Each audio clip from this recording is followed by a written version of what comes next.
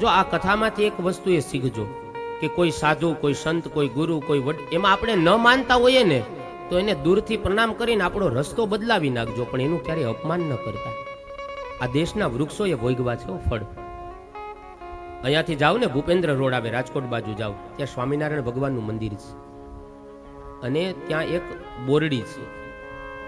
અને આજે પણ ગૂગલ ઉપર સર્ચ કરવાની છૂટ છે, કારણ કે આ દુનિયા છે, ચમત્કાર વગર કોઈ નમસ્કાર ન કરે. આ ટેકનોલોજી યુગ છે. અત્યારે વિજ્ઞાન એટલું આગળ વહી ગયું છે કે વાત કોઈ માણસ એ પ્રમાણ વગર માને નહીં. અને ઈ ભૂપેન્દ્ર રોડ અને ત્યાં સ્વામિનારાયણ ભગવાનનું મંદિર અને ત્યાં સંતો સત્સંગ કરતા હતા.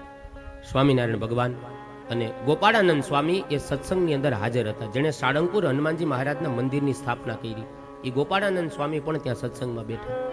એમાં સત્સંગ પૂરો થયો એટલે ઊભા થયા. એમાં પાઘ, સ્વામિનારાયણ સંપ્રદાયના સંતો માથા ઉપર પાઘ વીટે, એટલે પાઘની અંદર બોરડીના કાંટા અટવાણા.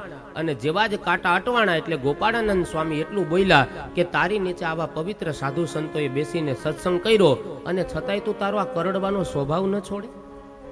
આટલા શબ્દ કીધા ને તમામ બોરડીના કાંટા નીચે ખરી ગયા.